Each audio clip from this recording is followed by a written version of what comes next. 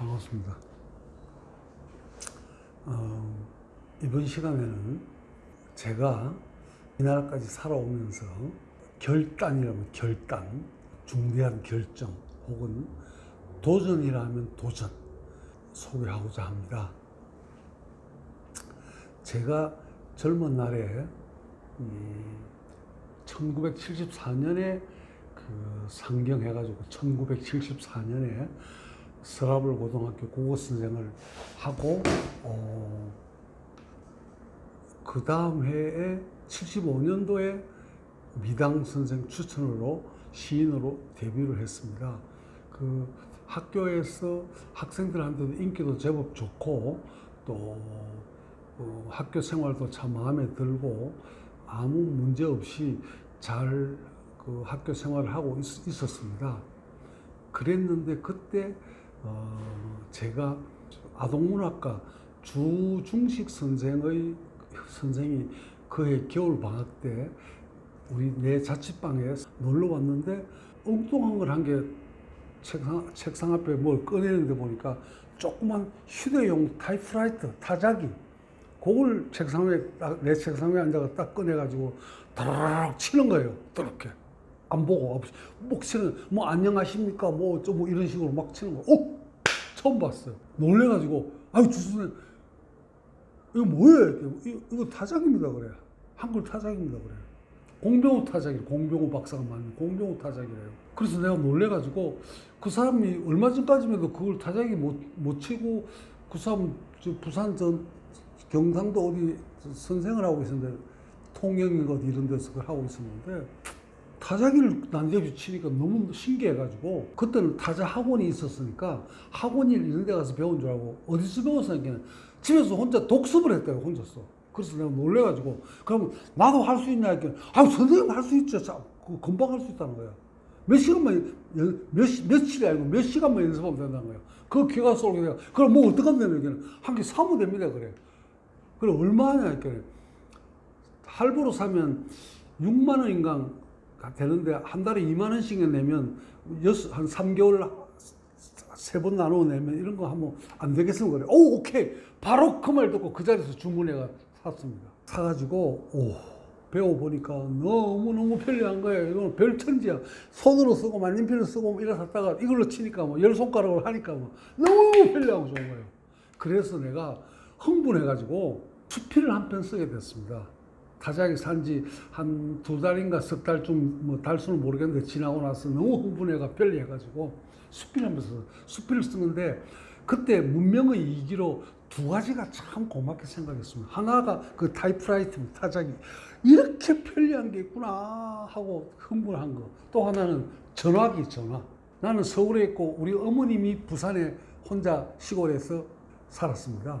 그래서 어머님한테 안부 전화를 뭐 자주는 못해도 일주일에 한 번이나 한 달에 한 번 안부 전화를 부산 어머니한테 합니다. 그러면 그 줄 달려 있는 전화, 그 전화로 부산에 연결이 되면 엄마하고 안부 전화 뭐 잘 계십니까? 어디 안 아픕니까? 뭐 이런 거 인사하고 끊고 뭐 이렇게 하니까 그 전화기로 남아 한 달에 한 번이나 2달에 한 번이나 아니면 일주일에 한 번이나 열흘에 한 번이나 엄마 목소리를 들을 수 있는 게 너무너무 편리한 거예요. 전화. 그래서 내가 이 참 문명의 이기 중에 다른 문명의 이기도 많지만 전화를 발명한 사람이 참 고맙다. 전화를 발명한 사람. 그 다음에 이 타자기를 발명한 사람 참 고맙다. 그런 요지의 수필을 한 편 써가지고 어느 잡지에다가 발표를 했습니다. 타자기 사고 몇 달 안 있어서 타자기 판매하는 그 회사의 사장이 나한테 타자기 파는 회사라 해봐야 조그만 뭐 직원도 한 2명 있고 뭐 영업사원 1명 있고 이런 조그만 회사죠. 덩치 큰 회사가 아니고 타자기 판매하는 곳이니까 나한테 전화가 왔어요. 그래서 용어가 뭐예요? 공병호 박사님께서 나를 한번 만나고 싶어 한다는 거야. 그분이 그 타자기 발명한 분입니다.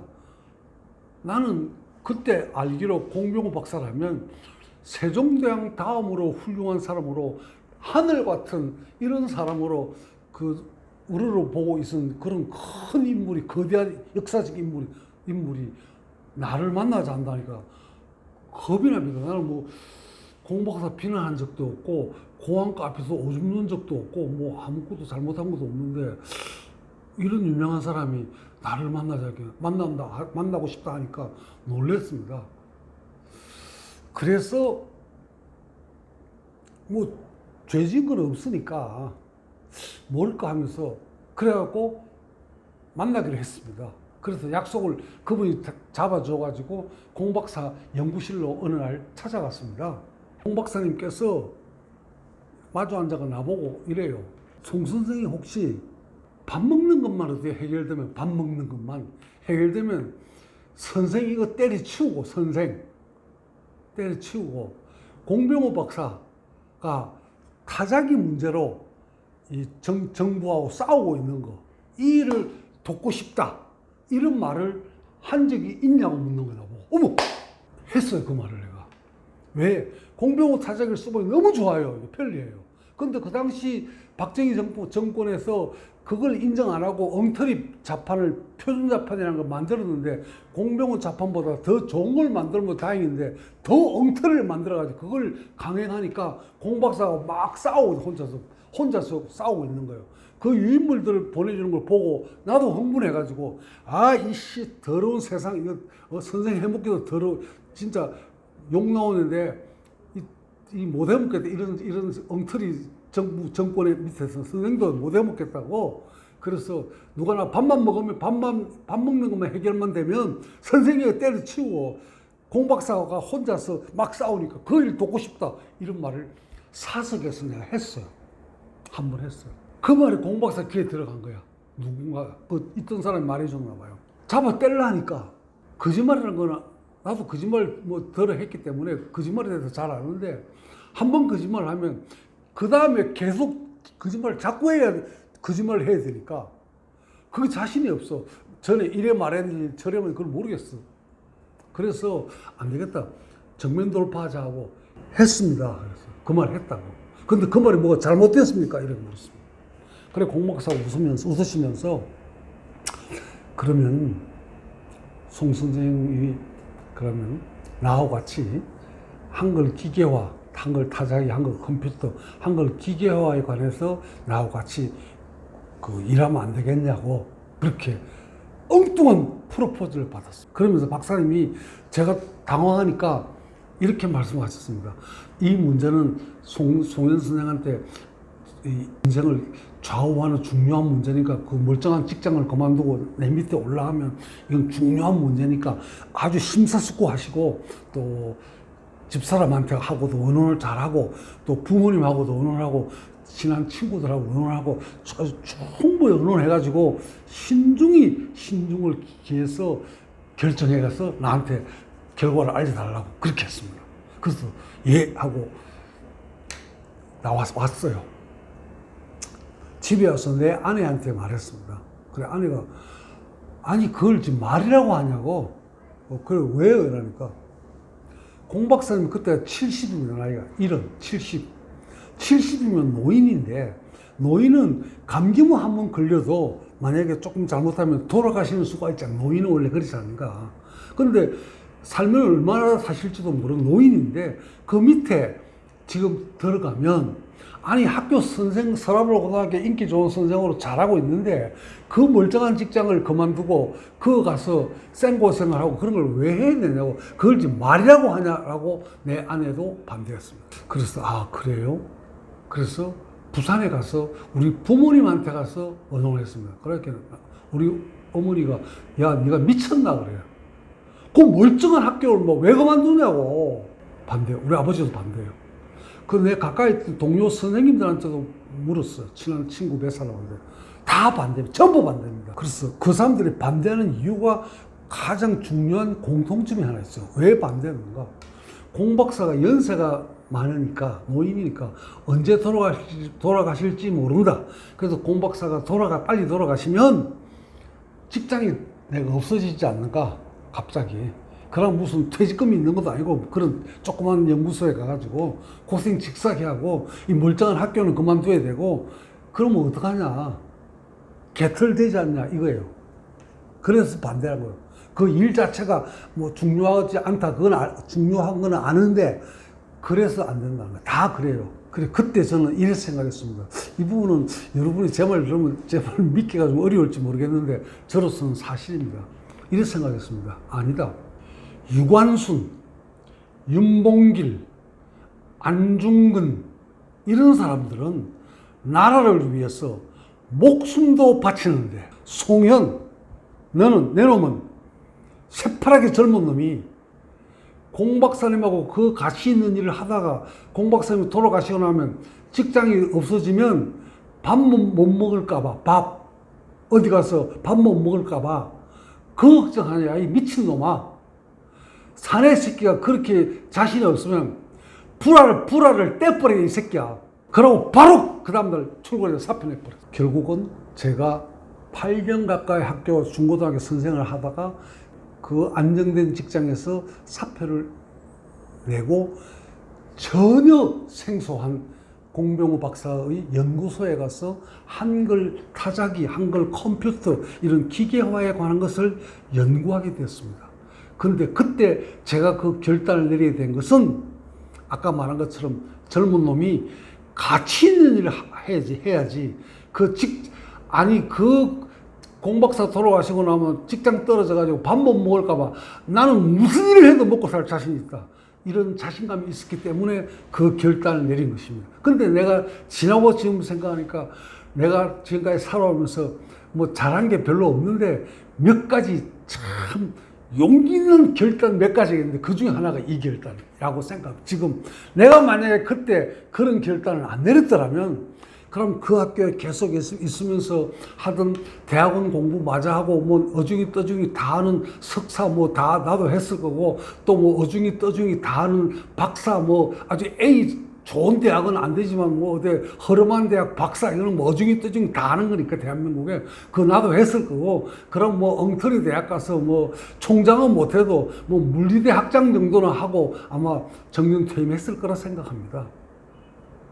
그런데 지금 저는 생각하니까 그때 내린 그 결단 때문에 내 삶이 험난한 수많은 난관과 어려움을 많이 겪었지만 그 수많은 난관을 부딪힐 때마다 정면 돌파하고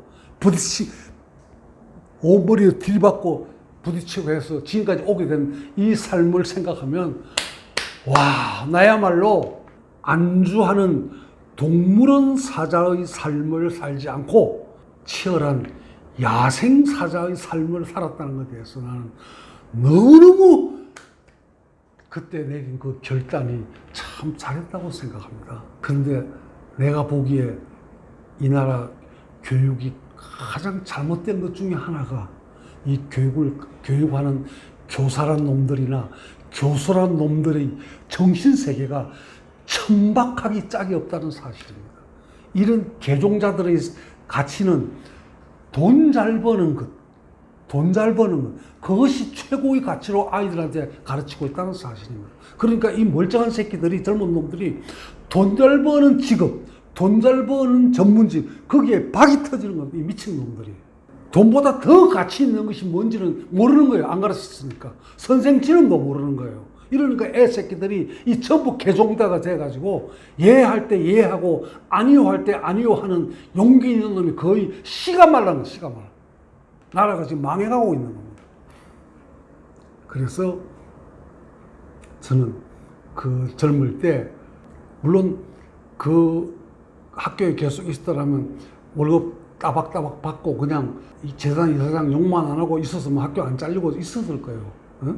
그랬는데 그 멀쩡한 직장을 그만두고 이 허우벌판 같은 데 와서 치열하게 살다 보니까 이제 내 입으로 이 말하기는 적절하지 않지만 백전노장이 된 거야. 그래서 그때 그 결단 내린 것이 정말로 다행이다. 어떻게 그런 결단을 용기 있게 내렸구나 하는 거. 그래서 나는 이 방송을 보는 분들이나 혹은 젊은이들이 있으면 삶에 안주하지 말기 바랍니다. 안주하는 것은 동물원 사자입니다. 동물은 사자는 무늬만 사자이지 사자가 아닙니다. 삶도 이 광대무변한 천지에 이 세상에 수많은 길이 있는데 그 수많은 길에 자기가 개척해 나가고 자기 길을 만들어야 되는데 철길 위에 그만 왔다 갔다 철로길 위만 왔다 갔다 하는 이 또라이 같은 삶을 사는 이런 개종자들 천국이 된 것입니다. 나는 오늘 제가 그 내린 젊은 날의 그 결단 이것이 지금 지나고 생각하니까 와 그동안 참 힘든 적이 한두 번이 아니지만 와 그래도 내가 동물은 사자가 아니고 야생 사자로서 치열하게 살고 또 동물은 사자는 볼 수 없는 더 먼 그 세계, 볼 수 없는 더 높은 세계를 볼 수 있다는 것이 나는 너무너무 다행이고 너무너무 행복하다고 생각합니다. 자, 이번 시간 이 정도 하고 마치겠습니다. 감사합니다.